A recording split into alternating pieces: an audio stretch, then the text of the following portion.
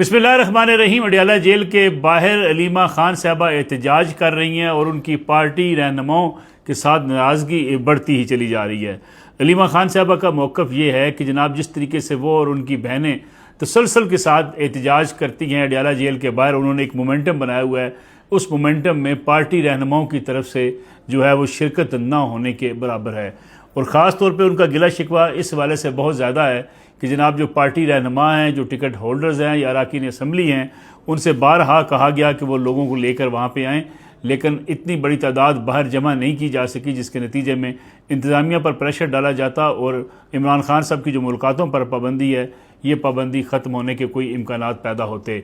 इस बात का वो अब खुलम खुला इजहार भी करना शुरू हो गई हैं। खैबर पख्तूनख्वा के हवाले से भी उन्होंने इस अमर का इजहार किया कि वहाँ से लोगों की तादाद भी आनी चाहिए, 5000 या 10,000 लोग वहाँ से लाए जा सकते हैं, लेकिन इस तरफ कोई पेशरफ्त होती उन्हें नज़र नहीं आती। जबकि अब्दुल क़य्यूम नियाज़ी जो आज़ाद कश्मीर के सदर भी हैं, साबिक़ वज़ीर-ए-आज़म आज़ाद कश्मीर के, उनसे भी उन्होंने जो है गिला शिकवा ओपनली सब लोगों के सामने कर दिया कि जनाब अगर क़यादत खड़ी नहीं होगी तो कारकुनान खड़े हो जाएंगे, इमरान खान साहब के चाहने वाले खड़े हो जाएंगे। इस लिहाज से अगर देखा जाए तो उनका गिला शिकवा पार्टी रहनुमाओं के साथ अब वाज़े और खुलकर सामने आना शुरू हो गया, ख़ास तौर पे उन हालात में कि जब 8 फरवरी करीब आ रही है। 8 फरवरी के हवाले से अलीमा खान साहबा और इमरान खान साहब का पैगाम है कि जनाब पहिया जाम होगा, पूरे मुल्क में हड़ताल होगी, मार्केट्स बंद होंगी, लेकिन जो इस वक्त पार्टी की लीडरशिप है उसकी तरफ से कोई तैयारियाँ कहीं नज़र नहीं आती कि पार्टी उस रोज़ किस किस्म का एहतजाज करने जा रही है। ना ही जो है इस हवाले से कोई इजलास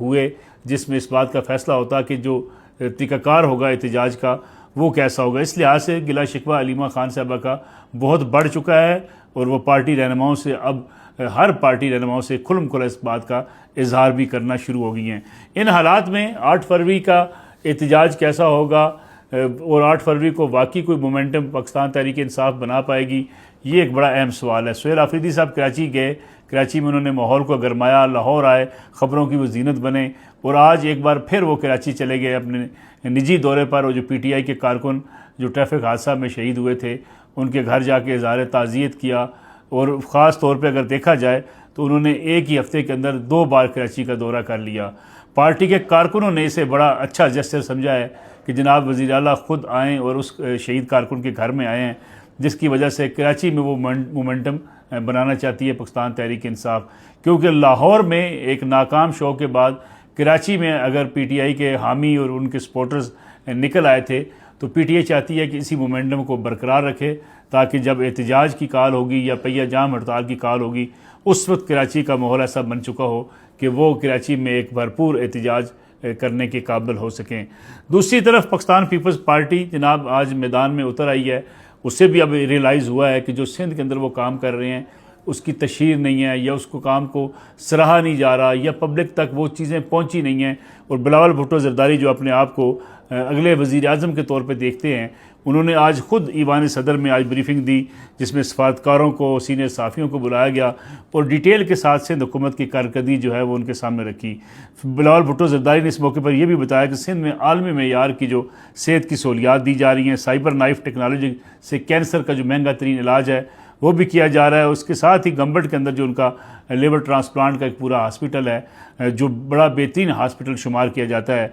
उसके साथ साथ BHP हो या सैलाब ज़दगान की मदद हो, जो मनसूबे सिंध हुकूमत ने शुरू किए हैं वह सारे तफसील के साथ सामने रखे गए हैं। गोया बिलावल भुट्टो ज़रदारी अब मैदान में उतर आए हैं क्योंकि एक तरफ मरीम नवाज़ शरीफ साहबा पंजाब की परफॉर्मेंस की बात कर रही हैं, पंजाब की कारकर्दगी की बात कर रही हैं, तो पीपल्स पार्टी ने भी इस ज़रूरत को महसूस किया कि वफाक में जाके इस्लामाबाद बैठ के वफाक के जो है वो सफारतकारों को वफाक में बैठे हुए और मीडिया अरकान को और तमाम लोगों को इस परफॉर्मेंस से आगाह करना चाहिए। क्योंकि पीपल्स पार्टी के ऊपर बहरहाल ये एक इल्ज़ाम लगता रहता है कि परफॉर्मेंस की तरफ पीपल्स पार्टी की तवज्जो कम है और पंजाब हुकूमत जो है वो परफॉर्मेंस की तरफ तवज्जो दिए हुई है। इसका जो है वो जवाब देने के लिए बिलावल भुट्टो ख़ुद मैदान में आ गए हैं। इस्लामाबाद में होने वाली इस ब्रीफिंग में उन्होंने एक एक उस मनसूबे के बारे में आगाह किया जो सिंध हुकूमत जिसका आगाज़ कर चुकी है या जो पाया तकमील तक पहुँच चुके हैं या जो प्लानिंग के अंदर मौजूद हैं। तो गोया बिलावल परफॉर्मेंस के साथ अब मैदान में आगे बढ़ना चाहते हैं और वो समझते हैं कि अकेला मैदान जो है वो मरीम नवाज़ शरीफ साहबा उसमें लीड ना ले जाएं, बल्कि पीपल्स पार्टी की जो परफॉर्मेंस है वो भी सामने हो, लोगों को पता हो कि पीपल्स पार्टी सिंध के अंदर क्या कुछ कर रही है। इस हवाले से आज उनकी इस ब्रीफिंग को पाकिस्तानी सियासत में एक नया, ख़ास तौर पे पीपल्स पार्टी की सियासत में एक नया मोड़ के तौर पे देखा जा रहा है, क्योंकि पीपल्स पार्टी ने सिंध में होने वाले मंसूबों के बारे में इस कदर खुलकर इतनी बड़ी ब्रीफिंग कभी नहीं की, और ना ही अपने तमाम प्रोजेक्ट्स को इस तरीके से पब्लिक के सामने, मीडिया के सामने रखा है जो आज बिलावल भुट्टो जरदारी ने किया। एक स्मार्ट मूव है, जिससे लगता ये है कि पीपल्स पार्टी जो जो काम कर रही है, जो जो अपने तरक्याती मंसूबों को शुरू कर रही है, उसकी तशहीर के साथ साथ ये चाहती है पब्लिक के अंदर उसकी पजीराई भी हो और वो आवाम को ये बताने में कामयाब हो। क्योंकि काफ़ी अरसे से ये बहस चल रही थी, कुछ लोग कहते थे कराची आए, लाहौर बहुत अच्छा है, लाहौर वाले कहते थे कराची में हालात ठीक नहीं है। ये जो कंपैरिजन बाज़ अदाकारों की तरफ से शुरू किया गया, उसके बाद से पीपल्स पार्टी ने इस बात को बड़ी शिद्दत से महसूस किया कि जनाब कराची में जो डेवलपमेंट के मंसूबे हैं या सिंध में जो मंसूबे हैं वो आवाम की अगर नज़रों से दूर हैं तो उनको मंजर आम पर लाना होगा। और साथ ही बिलावल भुट्टो जरदारी ने वज़ीर-ए-आला सिंध मुराद अली शाह साहब से और पार्टी के दीगर वज़रा से भी कहा है कि अपनी परफॉर्मेंस को 2026 में तेज़ तर किया जाए, ताकि पार्टी जो है वो ये साबित कर सके कि सिंध को हालात वो बेहतर करने में कामयाब हो गई है।